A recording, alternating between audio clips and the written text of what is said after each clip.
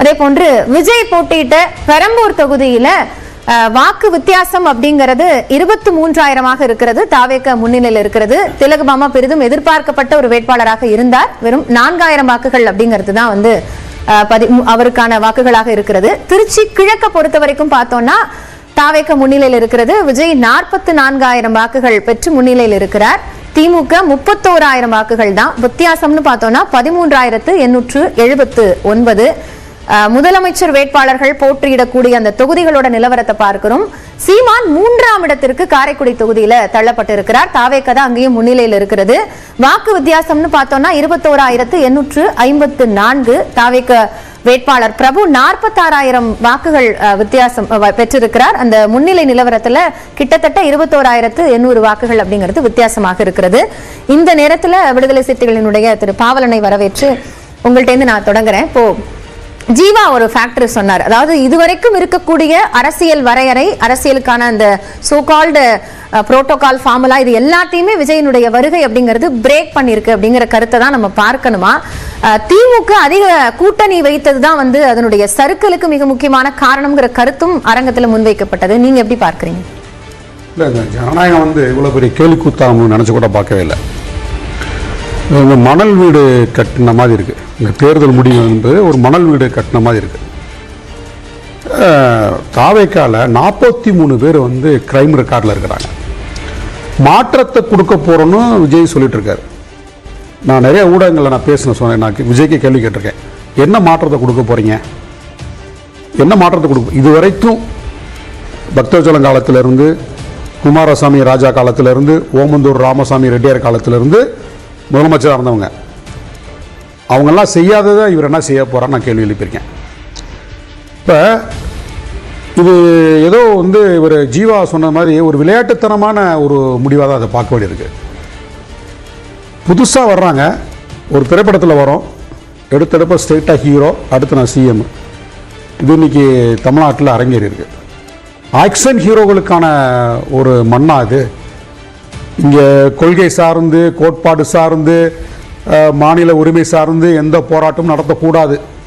காவேரி தண்ணீருக்காக போராடக்கூடாது, முல்லை பெரியாருக்காக போராடக்கூடாது, மும்மொழி கொள்கையை எதிர்த்து போராடக்கூடாது, தேசிய கல்விக் கொள்கையை எதிர்த்து போராடக்கூடாது, மக்களுக்கான எந்த போராட்டத்தையும் நடத்தக்கூடாது, கிறிஸ்தவர்கள் பாதிக்கப்பட்டால் அதை எதிர்த்து போராடக்கூடாது, இஸ்லாமியர்களுக்கு எதிராக ஒரு அநீதி நடந்தால் அதை எதிர்த்து போராடக்கூடாது, எதற்குமே வாயை திறக்கக்கூடாது அப்படின்னா மக்கள் வந்து அங்கீகரிக்கிறாங்க.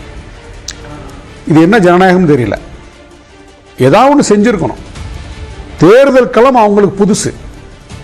வாக்கு கேட்டு போகலை. ஒரு வாக்கு கேட்பதற்கான பணிகள் கூட என்னன்னு அவங்களுக்கு தெரியல. நான் இப்போ நிறைய தொகுதிகளில் போய் நாங்கள் பார்க்கும்போது கண்கூட பார்க்குறோம். திமுக அணி, அதிமுக அணி வந்து தேர்தல் காலத்தில் பிரச்சாரம் பண்ணிட்டு இருக்காங்க. ஆனால் தாவேகா சைடு பிரச்சாரம் பண்ணுறதுக்கு ஆளே இல்லை. அப்புறம் எப்படி இவ்வளோ வாக்கு வருது? இந்த வாக்கு வந்து விரும்பி கொடுக்கப்பட்ட வாக்குகளா அல்லது எடுக்கப்பட்ட வாக்குகள் நம்ம பார்க்க வேண்டிய தேவை இருக்குது. இங்கே ஜீவா சொன்ன மாதிரி வந்து வீட்டில் இருக்கக்கூடிய குழந்தைகளை வந்து ஆசை வார்த்தை காட்டி விஜய் எங்களுக்கு போடுங்க, விஜய் அண்ணாவுக்கு ஓட்டு போடுங்க, விஜய் அண்ணாவுக்கு ஓட்டு போட்டால் இப்போ வந்து எப்படி வந்து குற்றவாளிகளுக்கு ஓட்டு போட்டிருக்கீங்க?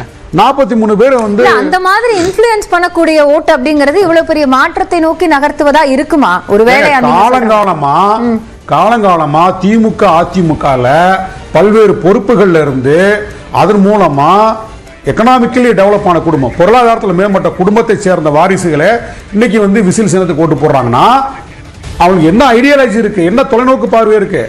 இன்னைக்கு வந்து தமிழ்நாடு இந்தியாவில் முதன்மை மாநிலம் ஒன்றிய அரசு தான் அறிவிச்சது.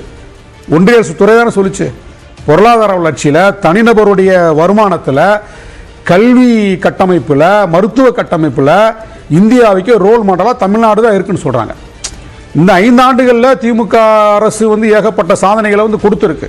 பிற மாநிலங்கள் கூட தமிழ்நாட்டில் இம்ப்ளிமெண்ட் பண்ண நடவடிக்கைகளை பார்த்து அந்தந்த மாநிலங்களில் வந்து தேர்தல் காலகட்டங்களில் அதை நடைமுறைப்படுத்தியிருக்காங்க. தமிழ்நாட்டில் வெளியிடப்பட்ட தேர்தல் அறிக்கையை ஒரு மாடலாக எடுத்துக்கிட்டு பிற மாநிலங்களில் வந்து அதை வந்து காப்பி அடிச்சுலாம் வெளியிட்டிருக்காங்க. அப்படி பிற மாநிலங்களுக்கு தமிழ்நாடு வந்து ஒரு ரோல் மாடலாக இருந்த காலகட்டத்தில், பெஸ்ட் அப்படின்னு இருந்த காலகட்டத்தில் இந்த வாக்கு விகிதம் எப்படி மாறுது? இப்போ திமுக மீது நம்ம வந்து ஜனநாயகத்தில் யார் வேணாலும் கட்சி ஆரம்பிக்கலாம், யார் வேணாலும் போட்டி போடலாம், யாரும் வெற்றி பெற்று வரலாம். ஆனால் ஒரு தோல்வியை கொடுப்பதற்கு காரணம் என்ன? எதிர்பார்க்காத தோல்வியை கொடுப்பதற்கு காரணம், எதிர்பார்க்காத வெற்றியை பெறுவதற்கு காரணம் என்ன? எந்த காரணமே கிடையாது. இது முழுக்க முழுக்க இந்த டிஜிட்டல் எப்படி வந்து மோடி வந்து டிஜிட்டலை பயன்படுத்தி தொடர்ந்து வச்சுக்கிட்டார் இல்லையா, இன்றைக்கு இருக்கக்கூடிய சமூக ஊடகங்களை வந்து ஒன்றிய அரசு அவங்களுக்கு சாதகமாக பயன்படுத்திட்டு இருக்கு. அதைத்தான் இன்னைக்கு அந்த ஃபார்முலாவை தான் இன்னைக்கு வந்து விஜய் எடுத்திருக்கிறாரு. முழுக்க முழுக்க சோசியல் மீடியாவில் ஏதோ விஜய் தான் வந்து இப்போ சினிமாவில் பார்த்தீங்கன்னா ஒரு கிராமம் பாதிக்கப்படும், ஒரு குடும்பம் பாதிக்கப்படும், வில்லன்கள்லாம் போய் ரொம்ப ஒரு ஒரு அட்டுழியம் பண்ணுவாங்க. அப்போ திடீர்னு வந்து ஒரு ஆக்ஷன் ஹீரோ வந்து பறந்து வந்து அடிச்சு எல்லாத்தையும் காலி பண்ணி மக்களை காப்பாற்றுவார், அந்த ஊரை காப்பாற்றுவார், அந்த குடும்பத்தை காப்பாற்றுவார். அது மாதிரி தான் இன்றைக்கு இருக்கக்கூடிய இந்த ஜென்சி செட்டில் வந்து இந்த தலைமுறைக்கு அப்படி ஒரு மைண்ட் செட் உருவாகிருக்கு. நியூஸ் பேப்பர் பார்க்க மாட்டாங்க, டிவியில் நியூஸ் பார்க்க மாட்டாங்க, முழுக்க முழுக்க ரீல்ஸ் பார்க்குற ஒரு கூட்டம், சினிமா ட்ரைலர் பார்க்குற ஒரு கூட்டம். இவங்களுடைய இன்ஃப்ளூயன்ஸ் எங்க ஆயிருக்குன்னா, காலங்காலமாக கொள்கை சார்ந்து இயங்கக்கூடிய ஒரு அரசியல் தெளிவுள்ள குடும்பத்தில் கூட இந்த இன்ஃப்ளூயன்ஸ் வந்து எடுபட்டிருக்கு. பிள்ளைங்க வந்து அடம்பிடிக்குது, வீட்டில் ஒரு 5 ஓட்டு இருக்கு, சரி என் பேரன் பேத்தி பிள்ளை விருப்பப்படுது, ஒரு 2 ஓட்டை தான் போடுவோமே, இப்படிலாம் நிறையா வந்து ஓட்டு உடஞ்சிருக்கு. அடுத்து விஜய் வந்து அவர் இதில் என்னன்னா பார்த்தீங்கன்னா, அதிமுகவை ஒரு சரிநிகர் எதிரியாக வந்து அவர் கையாளலை, திமுகவா தாவேக்காவான் தான் வந்து நிப்பாட்டினார். அப்போ திமுகவை மட்டுமே வந்து ஒரு இலக்கா வச்சு அடிக்க ஆரம்பிச்சிட்டாரு. திமுக என்னதான் சாதனைகள் செஞ்சிருந்தாலும் இன்றைக்கு இருக்கக்கூடிய தலைமுறைகளுக்கு அரசியல் தெரியாத காரணத்தினால் திமுக மற்றும் பலர் தான் அவர் வந்து அந்த மற்றும் பலர் யாரு? திமுகன்னு சொல்றீங்க, ஏன் உங்க வாயில அதிமுக வர மாட்டேங்குது, ஏன் பாஜக வர மாட்டேங்குது?